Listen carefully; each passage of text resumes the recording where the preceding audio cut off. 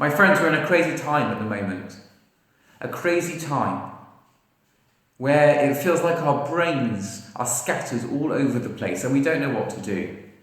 We're constantly bombarded with a live stream of statistics, of information, of tragedy. And we're stuck in our homes in a routine that is not our own, in a context that seems foreign and strange. And we're afraid. We're afraid. It's so difficult. We're disconnected. The Medrash in Shir HaShirim introduces this conundrum by way of a story. It relates the story of a dove gliding through a bright summer sky, enjoying her wing beats as she flies through the sweet, fragrant air. And as she scans over the horizon, suddenly she catches sight of an eagle who would like to eat this dove. And she realizes that she needs to act quickly if she's not going to be this eagle's lunch. And so the dove dives down for a cleft in the rock that is small enough for the dove, but is too big for the eagle. However, as she arrives at the cleft in the rock, she notices, hidden in the shadow, a snake, jaws open, ready to pounce. This isn't going to be her solution, and so she pulls up from her dive and she hovers in mid-air, cooing, bleating, hoping that her master will save her from this sticky end. Do we ever feel like that? Like we're trapped between a rock and a hard place? Maybe it's a night of tossing and turning with anxious thoughts, worrying about what will be, unable to really sleep, unable to relax. And then the next day, the opposite is the case. Bleary-eyed, weary, like we can never really wake up in that moment. And we kind of trundle through life in this grey haze of worrying thoughts about the future and ruminating about the past. Meditation is that call to the Master, that call maybe to our inner selves, a place of peace and contentment that we can all access, an opportunity to break that cycle. Hineini is really a full meditation program, but we're going to offer a few starter sessions such that we can help in managing this really difficult time with some very, very powerful exercises. It's my hope that after we come out of lockdown and isolation, after the pandemic has ended, we can then continue to have the full Hineini course in shul and in other forums too. But in the meantime, let's begin by learning some powerful exercises to help us manage this time. Just a little bit about the Hineini course. Really, the Hineini course is a combination of two different sources of meditation teaching. The first comes from mindfulness-based cognitive therapy, which is a course which has been rolled out in many different contexts, particularly also within a clinical mental health context, whereby mindfulness meditation, which is a meditation that originates in the East, but has many analogues within Jewish teachings as well, is delivered with an adjunct to cognitive behavioural therapy, and the two are brought together to provide a very powerful tool for helping deal with anxiety, with low mood, and with general situations of distress. This mindfulness-based cognitive therapy is then combined with a different tradition of meditation called hisbodedus, which means being alone. And I think it's rather ironic, but maybe also quite apropos, that in Israel, the word used to describe isolation is exactly that word. It's bidud, being alone. And this style of meditation was really popularized 200 years ago by Rav Nachman of Breslov, whose teachings on that style of meditation are also being incorporated into the Hineini course. And finally, Rabbi Aryeh Kaplan, who passed away a couple of decades ago, tragically very young, has written a huge amount on Jewish meditation, and it's his works that also inspire the Hineini course. And so these three different strands of influence come together to provide what I hope is a very powerful meditation course and practice for us to take advantage of. You see, meditation really, it's a progression. And the way that Aryeh Kaplan presents this progression is he compares it to morning prayers. Morning prayers go through different stages of development, starting from basic to the most sublime. We begin with the Birkot HaShachar, the morning blessings. The blessings which thank God for the small things in life, for the ability to wake up, to see, to stand tall. The things that we often take for granted, the beauty of existence.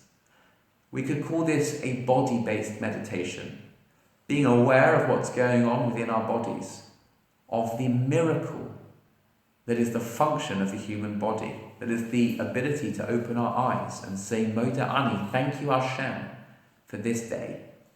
That's stage one of meditation, a body meditation. And that's where we'll focus today, experiencing the sensations of our breath, experiencing the sensations also of our senses to their fullest extent. Then morning prayers progress to Pirsuki de Zimra, verses of praise, where we use our words, we use the beautiful poetry of King David to praise God and to look at this glorious world that we're presented with and to thank God for that beauty. And so that's a verbal meditation, which might have an analogue in sort of mantra-based meditations, a meditation that uses words. And we'll also do a little bit of that today too, when it comes to some of the prayer-based meditations that we'll practice. Then the morning service progresses to the Shema and its blessings. The Shema, that statement of Jewish faith, which is really a meditation in thought, in mind, in contemplation, in thinking about what it means that God created the world, that there is a God who is Echad, who is one, who is infinite. Recognizing the existence of infinity, that's a thought-based meditation. So we've gone from body to speech to thought. And finally, there's the Amida, the standing prayer, where we stand before God and speak one-to-one, soul to existence. And maybe we could say that's a meditation that is beyond body, beyond speech, beyond thought. It's a meditation almost on nothingness, on everythingness. And that's the final, most sublime level of meditation, where we can get beyond body, beyond speech, beyond thinking even. We're not even thinking, we're beyond thinking. We're just connected in a higher state of consciousness. What is meditation? Meditation, it gets a bit of a bad rap and has a sort of 60s feel to it. Many people think that meditation means you've got to be a hippie. But no, meditation simply means focused thinking. Maybe you can think back to a time in your life when you've been really engrossed in a project, whether that was a physics exam, a piece of music that you were playing, a poem you were writing, or even just a task at work that you were totally focused on. And maybe it almost felt like you were locked in. Like the world was almost pushed aside and you were able to be totally engrossed in that moment, in that project. And whereby your brain almost speeded up. It was almost transcending its ordinary processing speed. You were locked in. straight in. It felt like your consciousness had expanded to this place. That's what meditation is. It's focused thinking. It's higher states of consciousness. It's expanding consciousness. In these times that we're facing, we can have a restricted consciousness. Rashi, in his commentary on the story of the Exodus, talks about the kotzer ruach, the shortness of spirit that our forebears, that Am Yisrael, that the people of Israel experienced whilst they were in slavery. Almost like the suffering, the burden of bondage and of slavery restricted their consciousness, made it small. Anyone who's been in distress will know that it's almost like the world shrinks. That there is less in my world. All I see is my distress. All I see is corona. There's nothing else. It's kind of bombarding my mind, excluding everything else, squeezing my consciousness down into a smaller and smaller place. Meditation allows for us to expand our consciousness once more, to once again have choice about how we feel, how we respond. There are so many choice options that we can have. If we expand our consciousness, we can be faced with the same situation but have greater resources, greater skill, maybe even greater creativity with how to respond. If I'm shut down, there's less opportunity. If I'm open, now I can make better, more informed choices. Well, I think I've done enough of an introductory spiel for now. How about we begin with a short meditation? Now, I should have said this at the beginning, but you're watching this on your computer. Now, if you're like me, you've probably got 10 different tabs open in your browser. And for sure, a whole load of different documents in the ribbon at the bottom of the screen. Okay, my friends, it's time to close the other tabs. It's time to close the other programs. We need some focus for this moment. The news isn't going to go anywhere. The work can be saved. Take this opportunity to clear the decks before we begin.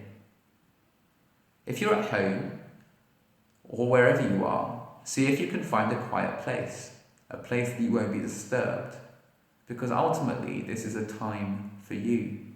So make the best of it. See if you can find a comfortable chair, or if not, maybe sit on the floor with your back against the wall. Some people like to lie down for meditations. We don't need to do that right now. Also, you might fall asleep, which is okay. But maybe you can always replay this recording again to try the meditation when you're awake. Probably if you fall asleep, it means you need to sleep. So we've closed all those programs and we've closed all those tabs. The Facebook feeds, the BBC live stream, it can all go away for a few moments. And we're sitting in a chair. Now when we sit for meditation, we want to sit with intent, with focus, because this is important. So our posture should also show its importance. So sometimes when I'm sitting in a chair, I know if I'm leaning back, my posture is going to demonstrate a certain relaxation that is too much. We're not trying to relax, we're trying to be focused. And so what I sometimes do when I meditate is I bring my body to the edge of the chair so that I can hold my back up straight. If that's not comfortable, you can always just sit back with your back against the back of the chair, but with intention, with focus, in a dignified and upright posture. If you feel comfortable, you can close your eyes. If you prefer, you can just bring your gaze gently to the floor in front of you to the floor in front of you. This meditation will only take 1 or 2 minutes. It's really just the beginnings, the tastings of what is yet to come. And as you close your eyes, see if you can bring your attention to the sensation of the breath coming in and out of your body. You're not trying to change your breath in any way. You're simply attending to what is there. What is here right now? Attending to the sensation of every in-breath and every out-breath. The breath is always there. You don't have to think or remember to breathe. If you had to, none of us would be sitting here. We'd have all forgotten a long time ago. The breath is automatic, and therefore it's an anchor to attention.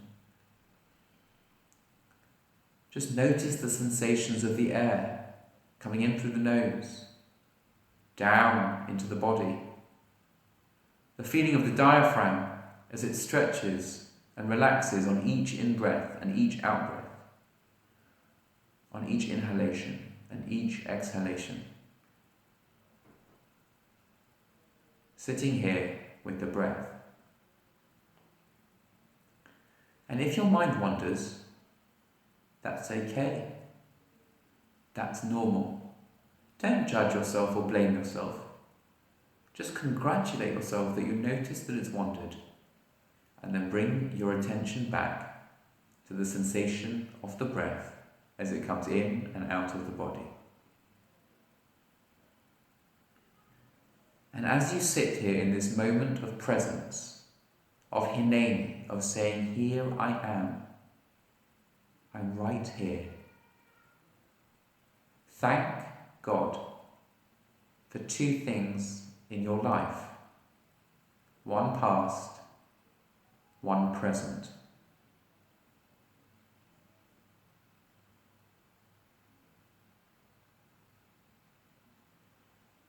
Ask God for 2 material things. 1 for today and 1 for the future.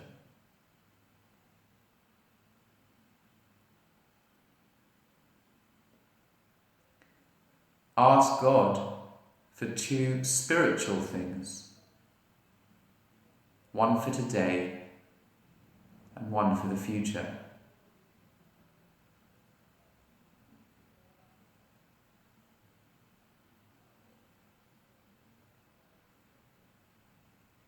And when you've finished, say thank you. I'll speak to you soon. And bring your attention back to the breath,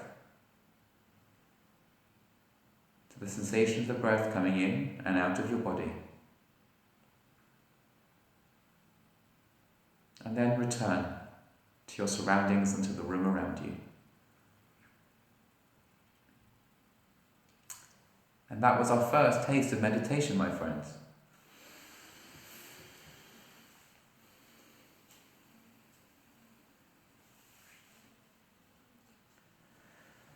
By focusing the attention on our breath, it allows us to observe our thoughts as they come and go across the sky of our minds, like clouds that gently or maybe even forcefully make their way, but then dissipate and pass. It gives us a certain sense of standing back from our thoughts, standing back from our feelings, a certain metacognition, whereby we can recognize that we are not our thoughts, and we have choices how we relate to our thoughts and feelings. It's an observation without criticism. It's an observation with compassion. We can ground ourselves in this moment and see thoughts as mental events rather than reality. Let's speak a little bit more about what meditation is and what meditation isn't. Meditation is not a religion. It's really mental training. which could ultimately lead to a different way of being. You could look at meditation as a tool in your toolbox, ready to pull out at times of difficulty like we're facing at the moment. Or you could look at meditation almost like a lifestyle, something that you do every day. Some people exercise every day. They run, they swim, they cycle. Some people pray every day. Some people meditate every day. And it creates a different way of being, a way of presence, a way of being present, of continuously expanding my consciousness. But it's not a religion unto itself. In fact, most religious traditions have different aspects of meditation present, and certainly Judaism has multiple different types of meditation present within our tradition. It's not the religion itself, it's a component, it's a part of our service and worship, it's a part of our way of being as a Jew. There's no stereotypical pose for meditation. This idea of the lotus position, well, that was made popular within certain traditions in the East, but there's no necessary pose. We were sitting in a focused way because we were being focused. Sometimes people worry that meditation takes a lot of time.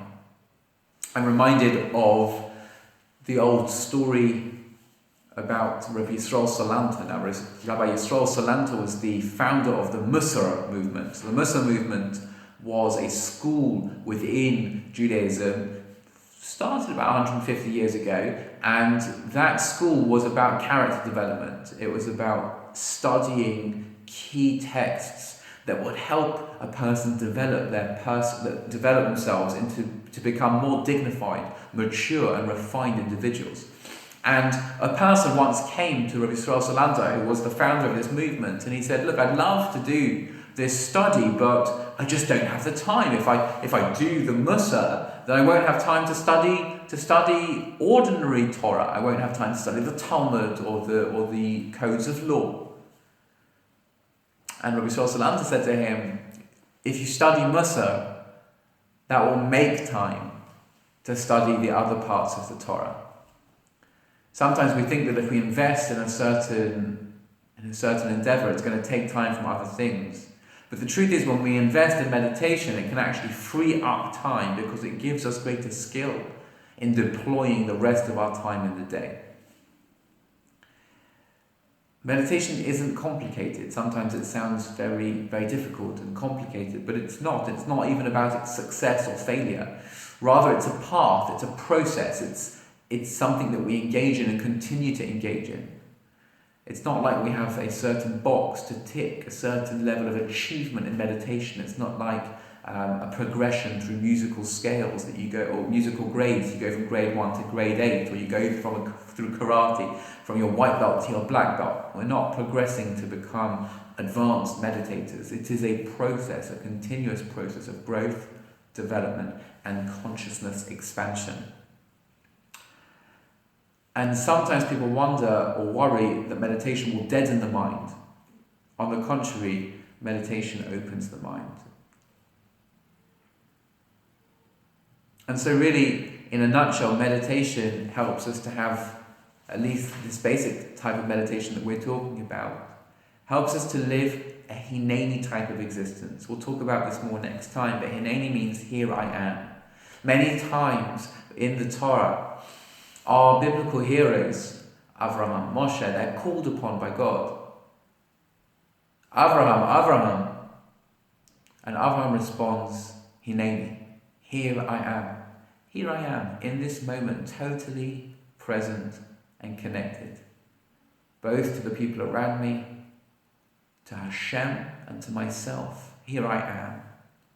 And when I can have that Hineini style of existence, I can choose. I can choose how I respond to tragedy. I can choose how I respond to the situation at this moment. I can choose every single response that I have. But really the first task that we have to do is to become aware of what's going on within us. So often we run on autopilot. We simply do things without thinking, without experiencing. And one of the key times that we do that is when we eat. I don't know about you, but I can be halfway through a meal before I've even tasted the food. I'm so busy shoveling it in automatically, just eating, that I'm not really experiencing this moment. And so the first task of this week is to bring a mindful attention to eating. And we're going to practice that together and then finish this first starter course. You've got a couple of options for what you could use for this meditation. You could use raisins, and here are some nice raisins from Sainsbury's. But actually, my preference is chocolate. Now, this is organic, ethically sourced, green and blacks, 85% chocolate. This is my favourite, by the way. And throughout the time that we've been in Israel, anyone who's been coming from England has brought a healthy supply of green and blacks, 85% chocolate, to keep us well stored. So my preference for this meditation is to take a nice piece of green and blacks chocolate. But whatever you choose, whether you choose a raisin or you choose a piece of chocolate, or some other food item that has multiple layers of taste. Apparently, taste testers found that in a glass of red wine, there's something like 120 different tastes. But in chocolate, it's like 400 different tastes.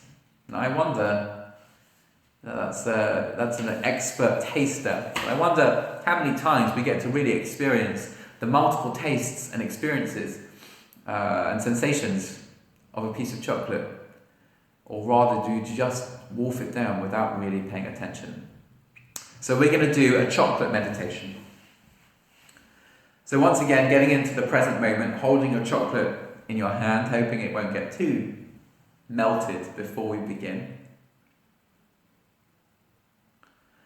And returning to the breath as an anchor at this moment in time.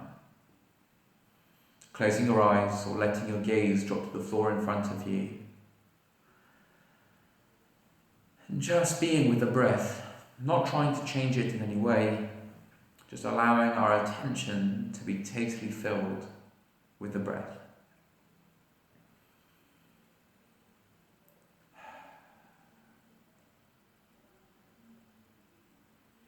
And sitting in this moment, take a look at your piece of chocolate, almost like you're seeing it for the first time, that you're an explorer, and this is the first time you've ever come across a piece of chocolate. Noticing the touch sensation in your hands. Is there a warmth? Is there a coolness? Is there a greasiness? Is there a melting? Using your sense of sight to see how the light shines on the surface of the piece. Then very slowly bringing the chocolate underneath your nose and smelling its aroma. Really inhaling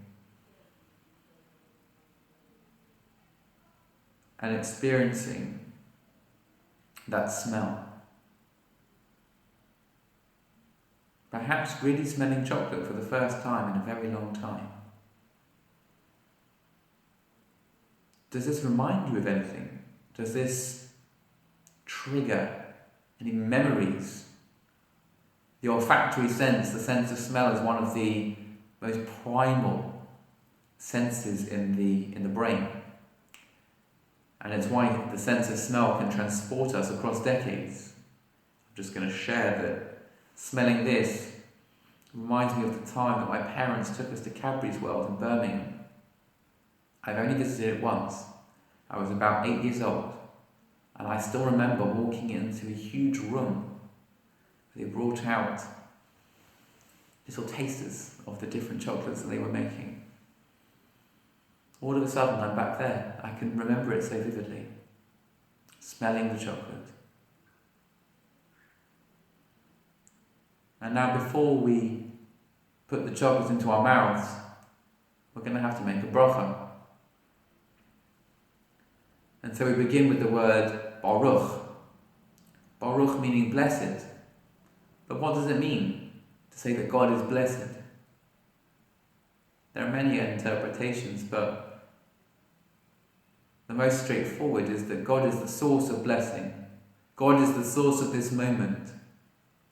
That we're drawing the energy and spirit of this moment from existence itself, and we're asking for more of that to be present. Baruch. Atah, you God. We have the ability to say you are here in this moment with me. Infinity is holding my hand and is helping me to enjoy this beautiful sensation. Atah, you. Adonai, God, infinity, who was, who is, who will be. You are the source of this moment. Infinity is here with me. Eloheinu, our Lord. Our Lord. He has a relationship with us.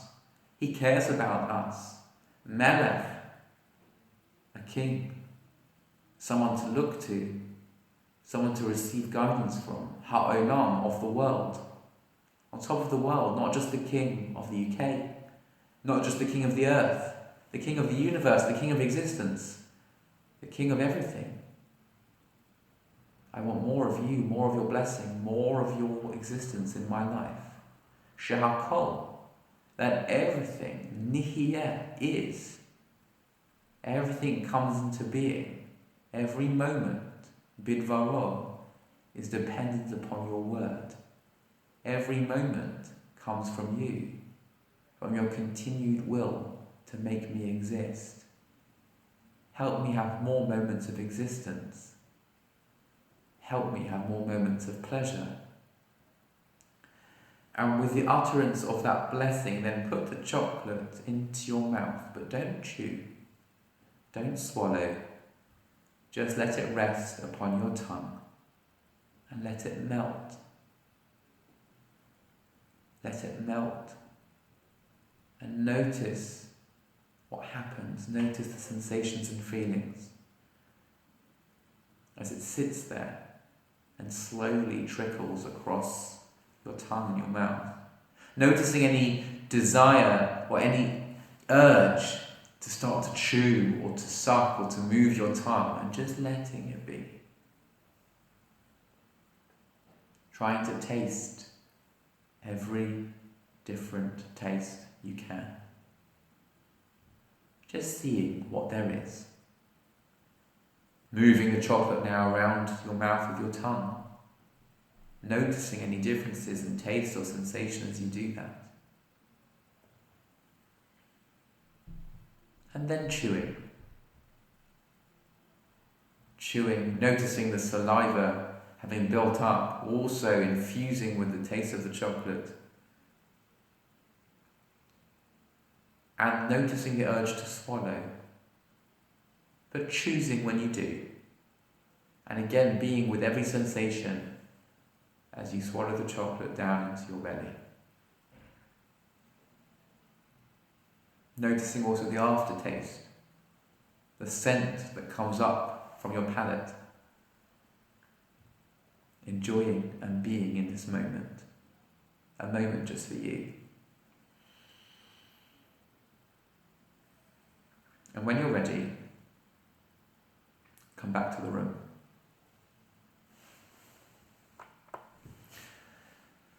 That's called mindful eating. It slows things down and it allows us to really experience the bounty of this moment.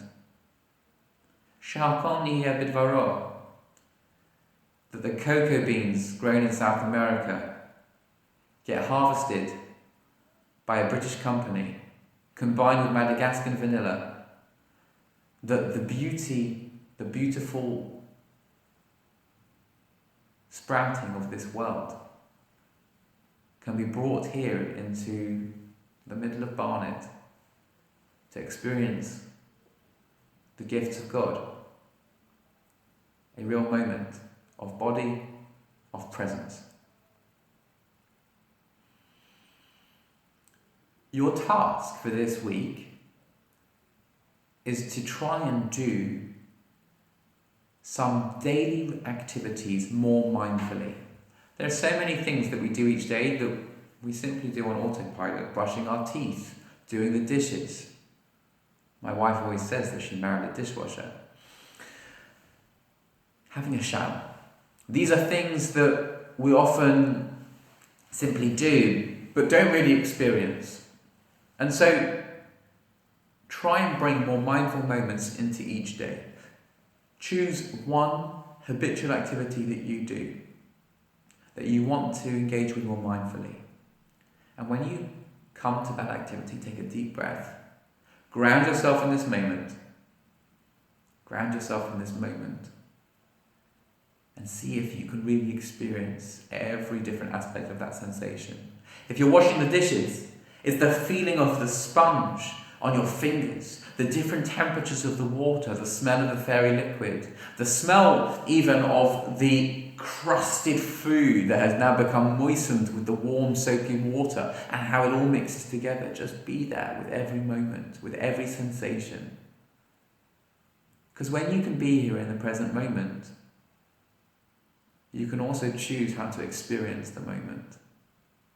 You don't simply do things on autopilot. You don't simply have information go straight in and responses come straight out. But you can be there choosing how you decide, how you want to respond. And if there are times of isolation, times of loneliness in this bidud, in this isolation that we're in, know that you're not alone. That the Almighty is here with us, that God is here with us. And you can thank Him, and you can ask Him, and you can talk to Him. My friends, I'll see you next week for the next instalment of Hineini. In the meantime, I wish you all the best in having more mindful moments throughout the day, in being present with your breath and with your body, and with speaking in these times of isolation to the greatest partner that we have, to the source of existence who loves us so much and would love us to talk to Him back. Good evening.